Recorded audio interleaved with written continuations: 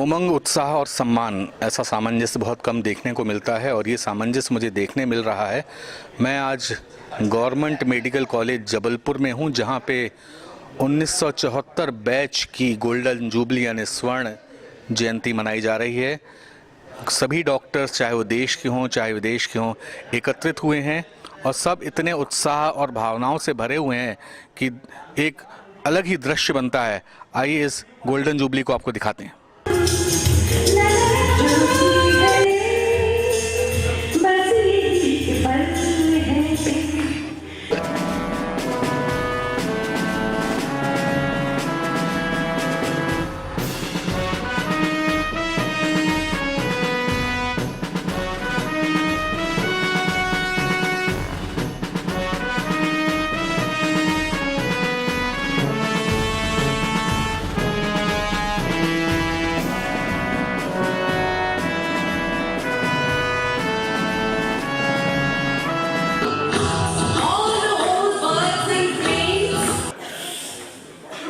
दोस्तों, हम लोग बहुत भाग्यशाली हैं कि आज इस कार्यक्रम में हम सब लोग उपस्थित रहे और हमें हमारे गुरुजनों का आशीर्वाद भी मिला। माता पिता और गुरु से बढ़कर के कोई नहीं होता और इस चीज को सभी जानते हैं। आज गुरु शंकराचार्य का जो एक बहुत प्रचलित श्लोक है, ततः किम ततः किम ततः किम, उसको मैं संस्कृत के बजाय हिंदी में ही बता देता हूँ। उसका अर्थ ये है कि अगर आपने संपूर्ण शिष्य पर विजय भी प्राप्त कर लिया, किंतु गुरु की कृपा आपको प्राप्त न हो सकी तो कुछ नहीं हुआ, कुछ नहीं हुआ, कुछ नहीं, सब कुछ निरर्थक है, सब कुछ व्यर्थ है। आज आप लोगों के पढ़ाए हुए जो बच्चे हैं वो सिर्फ देश में ही नहीं, विदेशों में भी यश और कीर्ति फैला रहे हैं। मेडिकल कॉलेज जबलपुर का नाम रोशन कर रहा है।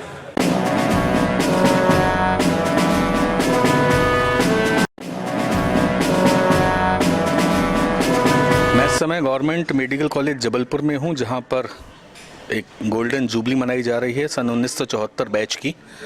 इस कॉलेज से पास आउट हुए लोग आज देश अपितु विदेश में भी स्वास्थ्य की दृष्टि से जनहित के कार्य कर रहे हैं। उन्हीं में से एक डॉक्टर राजीव रत्न राजू मेरे साथ हैं। आइए, ये क्लीवलैंड यूएसए में हैं और सर्जिकल पैथोलॉजिस्ट हैं। आइए कुछ चर्चा करते हैं। इस कॉलेज से पास आउट हैं। डॉक्टर साहब, आप लगभग एक 50 साल का सफ़र याद कर रहे होंगे। आज यहाँ पे आए हैं, क्या कहेंगे आज? कुछ शेयरिंग। मैं 74 बैच का हूँ। यहाँ हम 1974 में आए, फिर मैंने MBBS किया, एक हाउस जॉब किया और यहाँ से MD पैथोलॉजी करी। 84 में मैं यहाँ से पास आउट हुआ। उसके बाद 86 में मैं बड़ौदा गया और नडियाद गया किडनी हॉस्पिटल में। वहाँ मैं करीब 7-8 साल रहा। देन मैं USA गया। वहाँ जाके फिर से वही एग्ज़ाम्स वगैरह पास करके then I did again training in Cleveland Clinic in Cleveland Ohio, और उसके बाद फिर मैं वहीं जॉब में लगा रहा। एक बहुत बड़ा अंतर है, इंफ्रा की दृष्टि से देखें, इक्विपमेंट्स की दृष्टि से देखें, फैसिलिटीज़ की दृष्टि से देखें, सोच की दृष्टि से देखें। भारत की बात कर रहा हूँ। भारत दिन पर दिन तरक्की कर रहा है, इसमें कोई भी अभी शक नहीं रहा। क्या आपका इनपुट रहेगा कि भारत में और क्या होना चाहिए ताकि हम उनके समकक्ष पहुँच सकें? बहुत तेज़ी से तरक्की हो रही है और आई एम वेरी प्राउड। जो पिछले 10 साल में यहाँ हो रहा है उसको देख के तो मेरा सीना फूल जाता है। जब मैं इस मेडिकल कॉलेज में था ये करीब 700 बेड का हॉस्पिटल था और आज जैसे डीन साहिबा ने बताया कि ये 2646 बेड का हॉस्पिटल है। तो ये 4 टाइम्स एक्सपेंशन जो हुआ है सर्विसेज का, दिस इज़ एडमायरेबल। उसके अलावा जब मैं यहाँ था तो ये ऑडिटोरियम की इंफ्रास्ट्रक्चर इतनी अच्छी नहीं थी, एयर कंडीशनिंग तो हम सोच ही नहीं सकते थे, कुशन सीट्स हमने कभी देखी नहीं थी।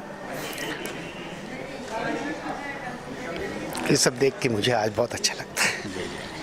कल आपने नर्मदा महाआरती अटेंड की है, जबलपुर की यादें आपसे जुड़ी रहेंगी।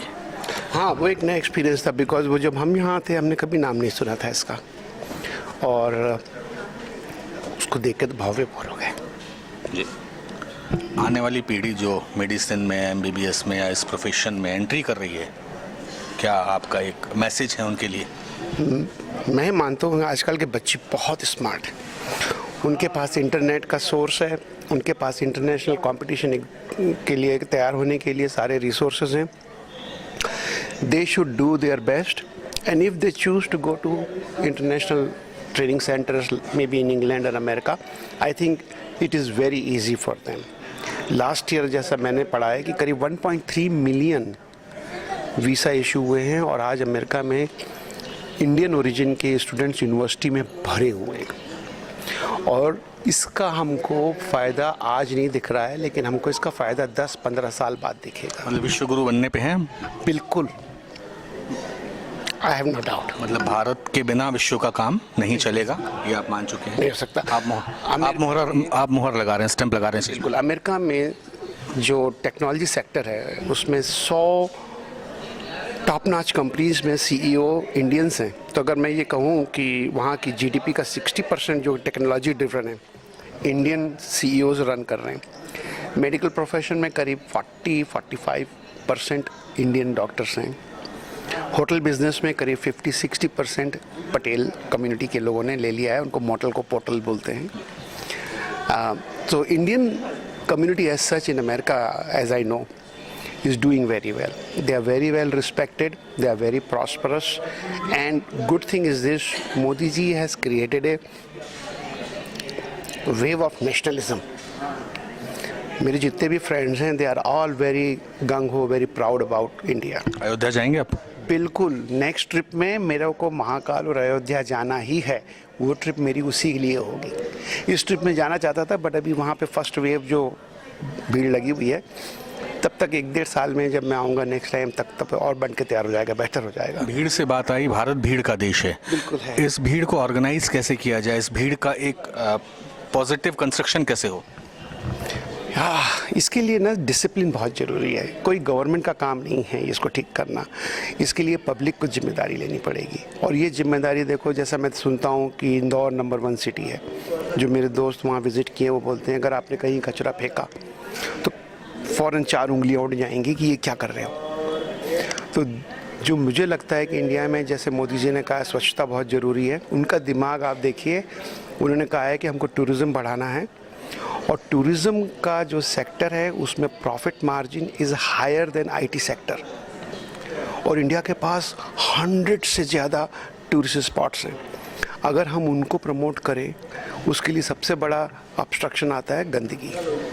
इंफ्रास्ट्रक्चर तो बन सकता है, गंदगी नहीं साफ़ हो सकती गवर्नमेंट के द्वारा. मोदी जी का पहला भाषण जब लाल किले में था तो उन्होंने शौचालय और स्वच्छता पे बात की थी, लेकिन वो मैसेज अभी ग्राउंड लेवल तक नहीं पहुंचा है.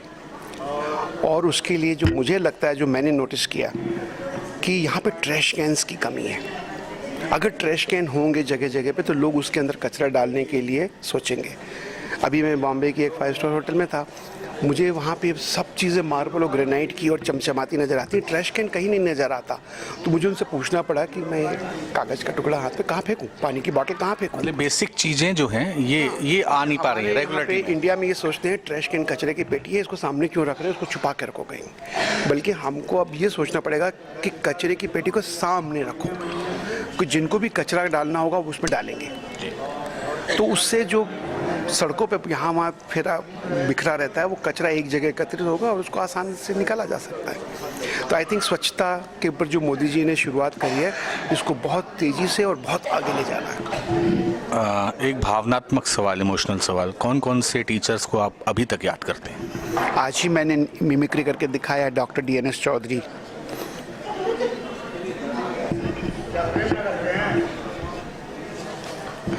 देखिए डॉक्टर साहब इमोशनल हो गए हैं. यादें जो होती हैं वो भावनाओं का एक तूफान सा ला देती हैं. बहुत बहुत धन्यवाद. डॉक्टर साकल्ले और डॉक्टर विश्नोई, और मैंने पैथोलॉजी उनके अंडर में करी थी. क्या बात है. कौन साहब और भी बहुत से थे. ओपी मिश्रा, सब एज बोलूँगा, एरा बोलूँगा. ये लोग बहुत अच्छे गुरु थे. क्या लोगों ने जो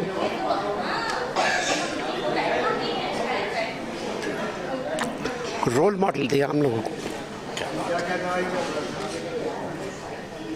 देखिए ऐसी गुरु भक्ति जो अभी तक जड़ में है अभी तक, जिससे आंसुओं की फुहार आ रही है, अगर ये हर शिष्य के मन में आ जाए तो उसकी पारंगतता को कोई नहीं रोक सकता। वो हमेशा टैलेंट के नए झंडे गाड़ता रहेगा, जैसे डॉक्टर राजू गाड़ रहे हैं।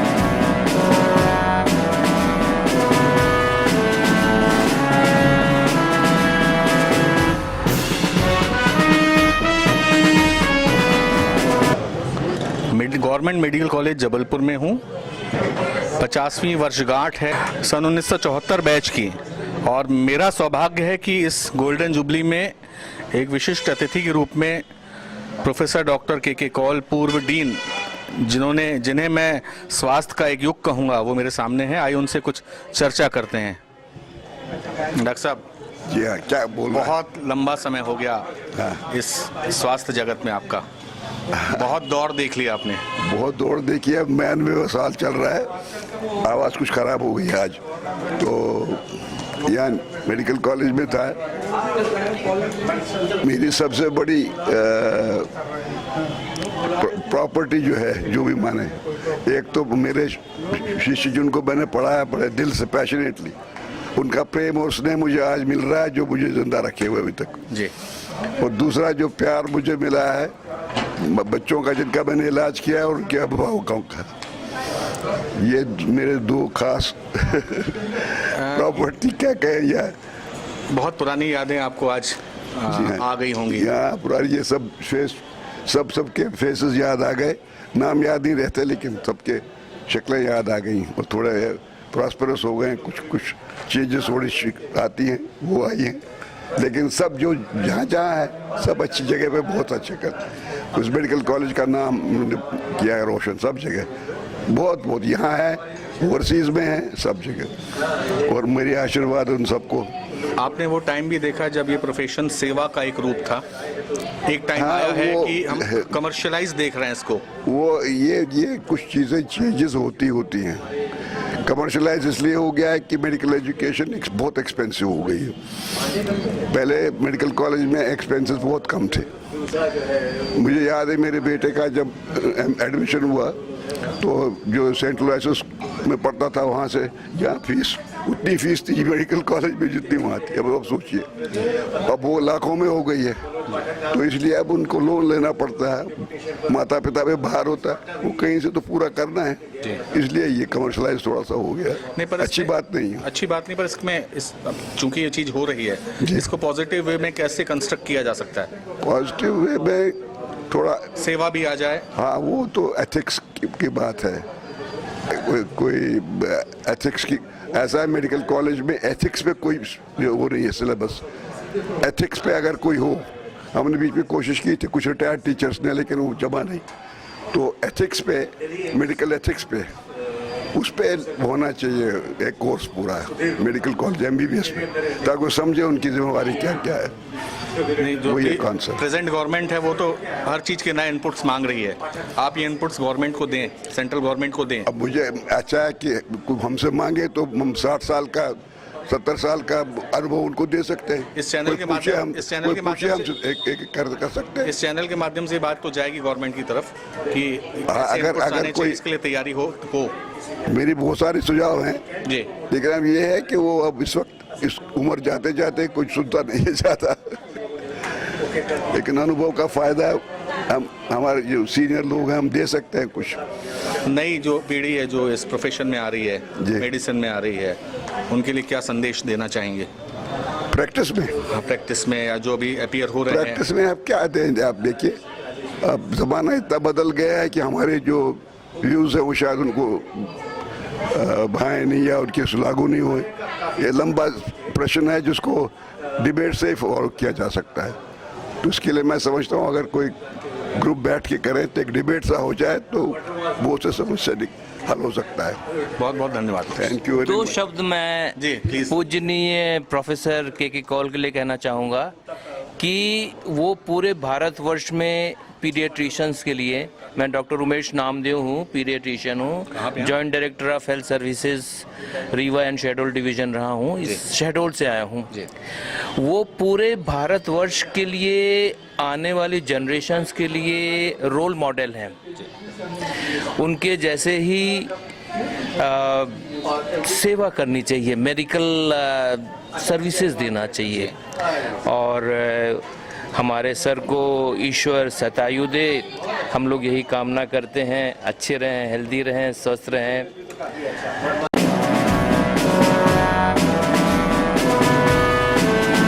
नेताजी सुभाष चंद्र बोस मेडिकल कॉलेज, जिसे गवर्नमेंट मेडिकल कॉलेज जबलपुर के नाम से भी जाना जाता है, 1974 बैच की आज गोल्डन जुबली है। बहुत सारे स्टूडेंट यहाँ से पास आउट हुए, बहुत सारे भारत में प्रैक्टिस कर रहे हैं और इसी तरह बहुत सारे भारत के बाहर विदेशों में अपने ज्ञान का एक अपने टैलेंट का एक परचम लहराते हुए भारत का नाम रोशन कर रहे हैं और मरीजों को ठीक कर रहे हैं। उन्हीं में से एक डॉक्टर SPS मावी, जो कि ओहायो अमेरिका से हैं, वो इस गोल्डन जुबली में शिरकत करने आए हैं अपनी पत्नी जसविंदर कौर जी के साथ। आइए उनसे कुछ गपशप कर लेते हैं, इस गोल्डन जुबली में आकर उनको कैसा लगता है। डॉक्टर साहब क्या कहेंगे, बताएं। कहने के लिए शब्द नहीं है, पर गुरुजन, मेडिकल स्कूल, भगवान और मेरे दोस्तों की वजह से मैं आज यहाँ हूँ।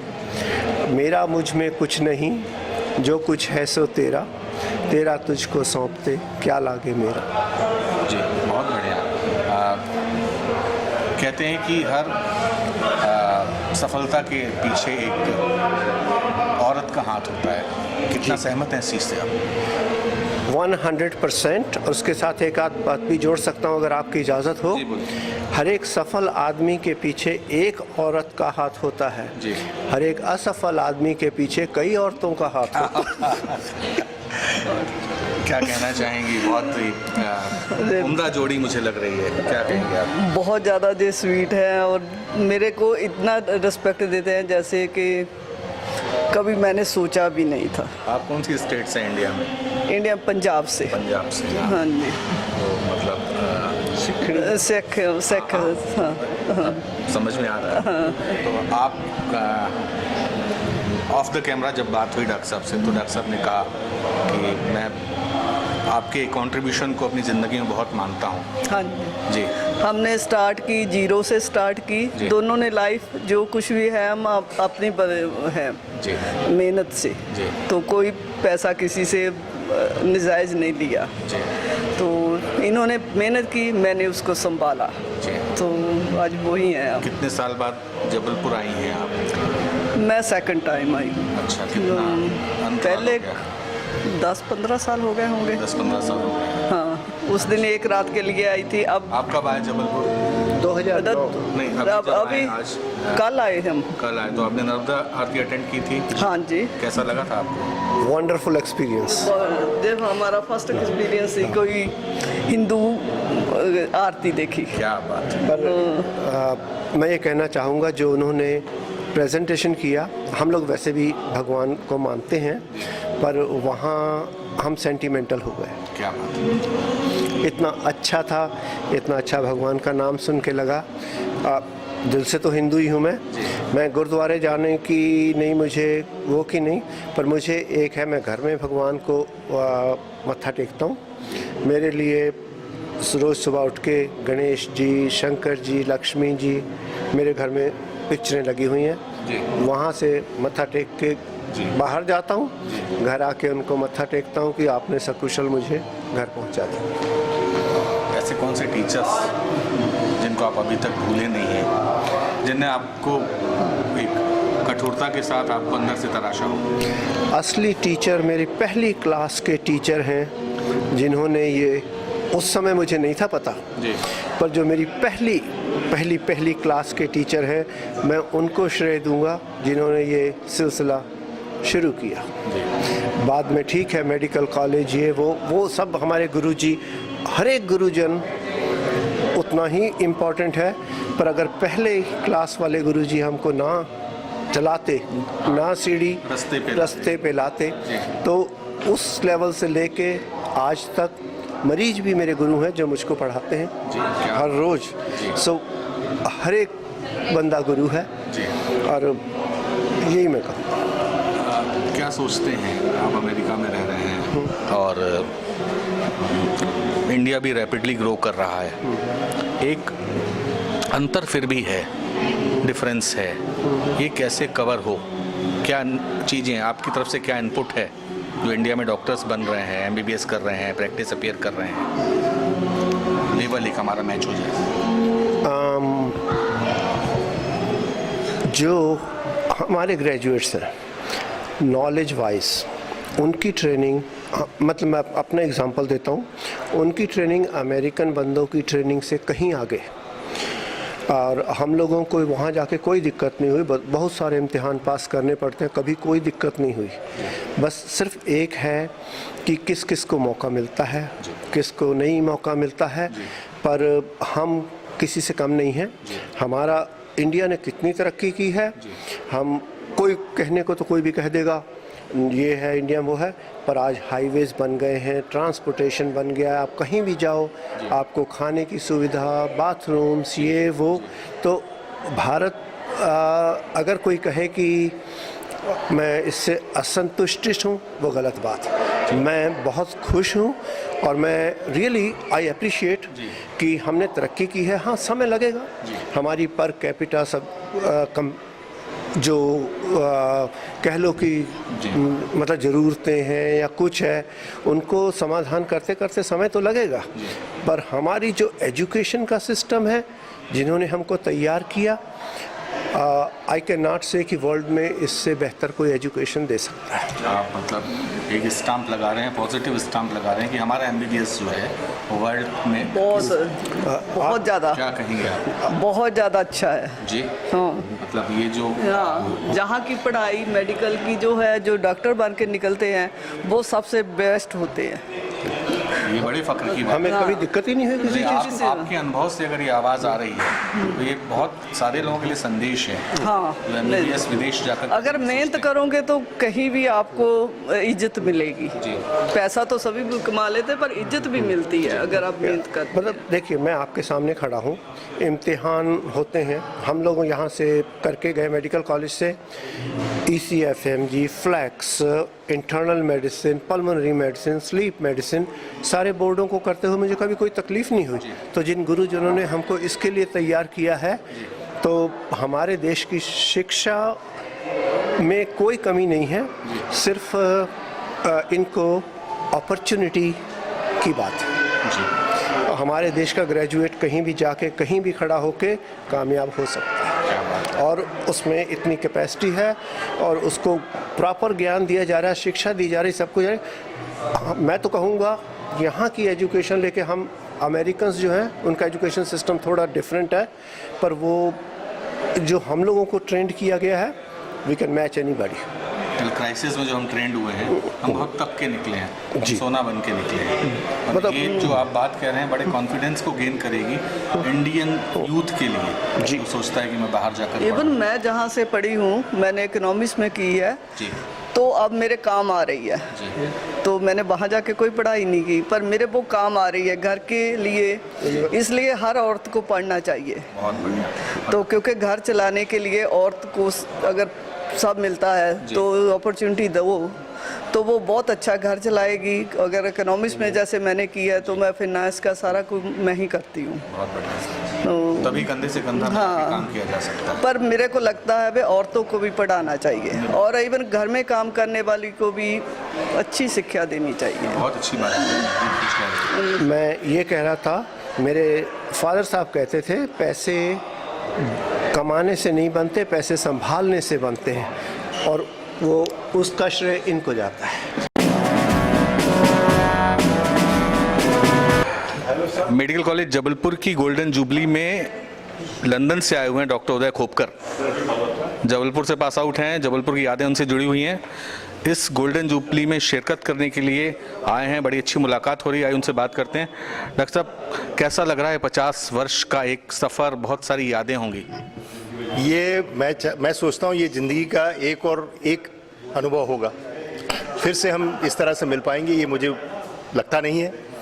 और इसीलिए मैं जिस तरह से पहुँचा हूँ कल इस अवसर के लिए, तो मैं सुबह 7 बजे कल लंदन से आया था। उसके बाद में हमारे यहाँ के एयरलाइन ने हमारी फ़्लाइट कैंसिल कर दी। तब हमारे पैरों तले धरती खिसक गई। तो हमने उनसे बोला कुछ भी करिए लेकिन मुझे जबलपुर जाना बहुत ज़रूरी है। जैसा भी हुआ रात के 3 बजे मैं पहुंचा हूं और हार्डली सोया हूं, लेकिन ये जो आनंद है इसमें मुझे नींद का अभाव बिल्कुल नहीं लग रहा है और ये आनंद फिर ना मिलेगा। जी, बहुत साल से आप बाहर हैं जी।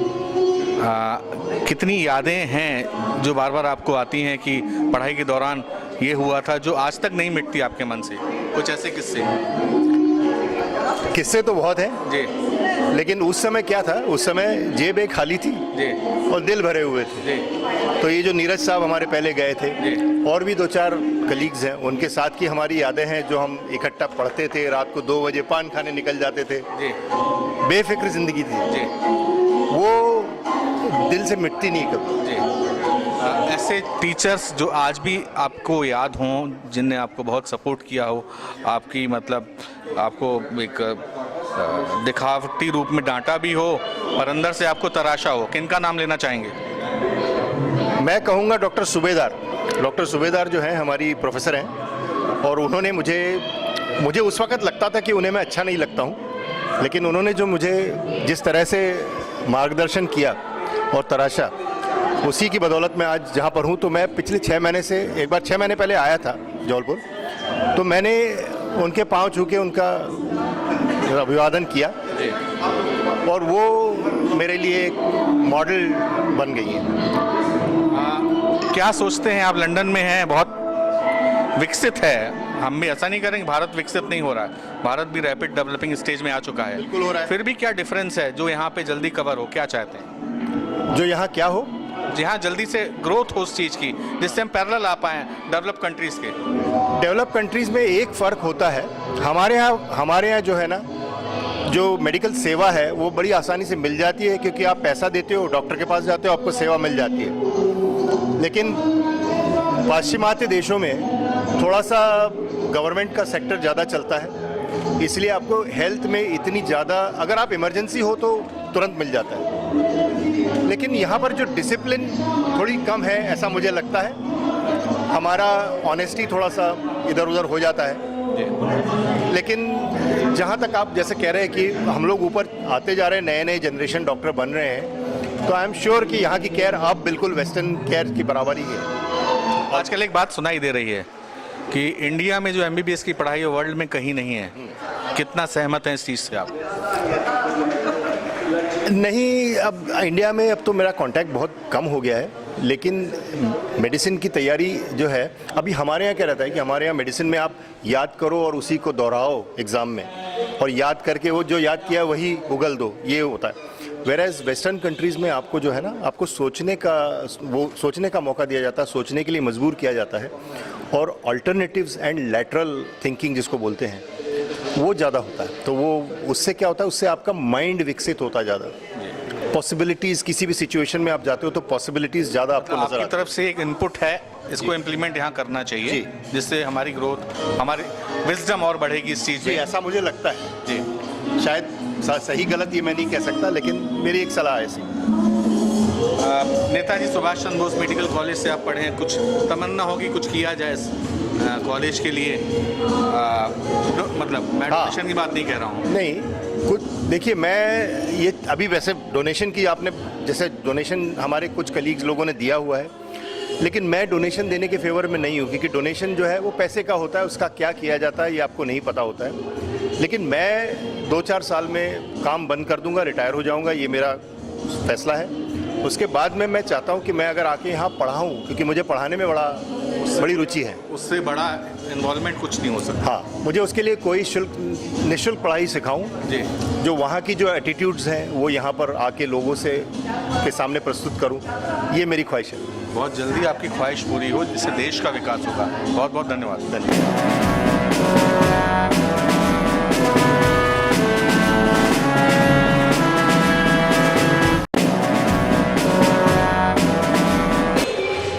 गवर्नमेंट मेडिकल कॉलेज जबलपुर की गोल्डन जुबली है आज, 1974 के बैच की। बहुत सारे स्टूडेंट पास आउट हैं जो इंडिया में भी प्रैक्टिस कर रहे हैं, भारत में स्वास्थ्य की सेवा कर रहे हैं, और बहुत सारे ऐसे हैं जो विदेशों में भी अपने इस क्षेत्र में ख्याति अर्जित कर रहे हैं। उसी में से एक डॉक्टर रविंद्र मल्होत्रा जो कि ओहियो अमेरिका से आए हैं इस गोल्डन जुबली में जबलपुर में शिरकत करने। आइए उनसे बात करते हैं कि एक उनको यादें खींच के ले आई हैं 50 साल की। क्या कहना चाहेंगे डॉक्टर साहब? नमस्कार।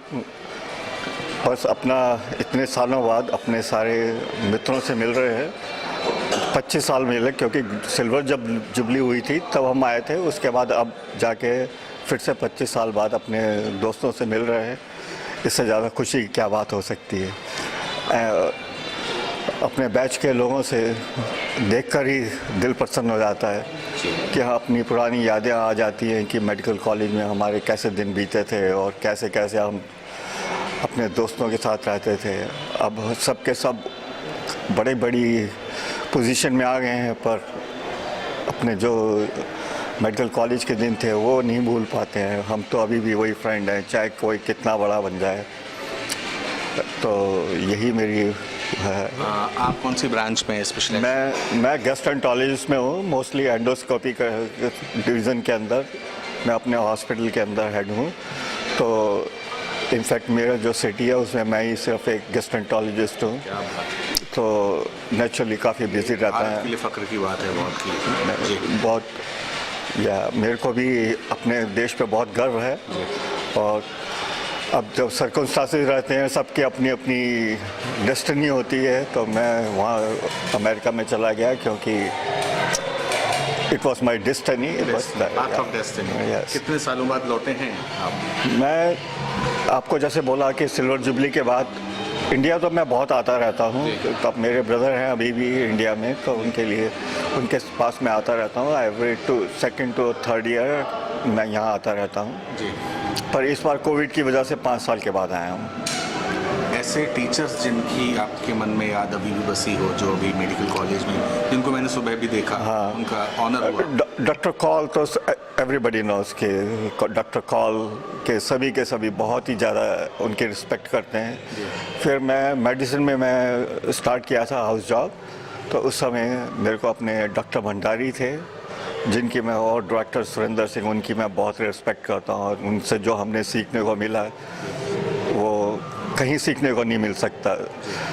जैसे अमेरिका में भी है, वो टीचर इतना अच्छा टीच नहीं करते हैं जितना हम लोगों ने उनसे सीखने को हमको मिला है। बहुत क्राइसिस में यहाँ, क्योंकि हम बड़े क्राउडेड कंट्री में रहते हैं, बहुत क्राइसिस में एजुकेशन भी होती है। अब कुछ कंफर्टेबल होता जा रहा है। आपके टाइम की बात कर रहा हूँ। हाँ। आपने दोनों एंड देख लिए। एक बहुत ही लग्जरियस कंट्री में हैं आप अभी, हाँ। और एक बहुत ही क्राइसिस वाली कंट्री से आप एक सोर्स लेके गए, पढ़ाई का सोर्स लेके गए। पर मैं आपको कहूँगा कि सीखने को उस समय ज़्यादा मिलता था, क्योंकि उस समय ये डायग्नोस्टिक टेस्ट वगैरह नहीं होते थे। आपको अपने पेशेंट के हिस्ट्री और फिज़िकल एग्ज़ाम से मोस्ट ऑफ द डायग्नोसिस आपको डायग्नोस करने पड़ते थे। जैसे अमेरिका जैसे देश में सब टेस्ट के ऊपर बेस करते हैं, कोई पेशेंट को टच तक नहीं करता, उससे डायग्नोसिस करना बहुत मुश्किल होता है। उस वजह से हम जो भारतीय लोग हैं वो अमेरिका में उनको बहुत सक्सेसफुल इसीलिए है कि हम लोग पेशेंट कांटेक्ट रहता है। और हम लोगों ने ऐसा सीखने को, हमारे जो प्रोफेसर लोगों ने हमको सिखाया है पेशेंट हिस्ट्री लेना और पेशेंट को एग्जामिनेशन, जो बहुत बड़ी चीज़ है। 90% ऑफ डायग्नोसिस उससे ही हो जाता है। पर्सनल टच होता है तो सारी चीज़ें हमको पता पड़ती हैं। हाँ, पर जो जैसे अमेरिका में और आजकल इंडिया में भी हो रहा है कि टेस्ट के ऊपर बेस हो गया हर एक चीज़। कोई पेशेंट कांटेक्ट और उससे diagnosis most of the time ठीक नहीं हो पाता है। तो ये रूल्स की बात होगी। एथिक्स की बात करूँगा। एथिक्स में हम, जैसे मैं अभी देख रहा हूँ, या एक सिनेरियो चल रहा है कि कमर्शियलाइजेशन हो रहा है, बहुत ज़्यादा हो रहा है। सेवा जो है कन्वर्ट हो रही है रैपिडली कमर्शियल वे में। टारगेट ओरिएंटेड चीज़ें हो गई हैं, कॉर्पोरेट सेक्टर के हॉस्पिटल्स बन गए हैं। तो ये चीज़ें कहीं ना कहीं नुकसान कर रही हैं। क्या सोचते हैं? मैं बिल्कुल बिल्कुल सहमत हूँ आपके विचार से। और मैं तो हमेशा यही फील करता हूँ कि इंडिया वाले अमेरिका की नकल करते हैं और नकल करके सारा वही मनी ओरिएंटेड हो गए हैं। अमेरिका में भी यही है कि डायग्नोस्टिक बस पैसा बनाना है। जो पेशेंट के साथ जो कांटेक्ट है और पेशेंट की जो आपने ट्रीट करना है वो चीज़ आपके उससे जहन से निकलती जा रही है, तो वो बहुत ही ज़रूरी है। जो हमने 50 साल पहले अपने टीचर लोगों से सीखा है, तो वो चीज़, पैसा तो सबके पास आता है, चाहे आप डॉक्टर हैं तो पैसा तो आएगा ही आएगा, पर आजकल सब बहुत कमर्शियल हो गया है। इंडिया में भी बहुत कमर्शियल हो गया है। ये सब आपने अमेरिका और वेस्टर्न कंट्री से सीखा है, जो कि बहुत ही गलत है मेरे विचार से। रूट से दूर होते जा रहे हैं। बिल्कुल बिल्कुल आपने सही कहा कि अपने रूट से जो बेसिक नॉलेज है वो ख़त्म होती जा रही है। जी। क्या सोचते हैं, आपके मन में कुछ ऐसा आता है कि मैं जिस कॉलेज से पास आउट हूँ उसके लिए भविष्य में कुछ करूँ? बहुत ज़्यादा क्या सोचते हैं सर? बहुत ज़्यादा कि किसी भी तरह के यहाँ का स्टैंडर्ड और आगे बढ़े, उसके लिए जो भी करना होगा कि मैं बिल्कुल तैयार हूँ।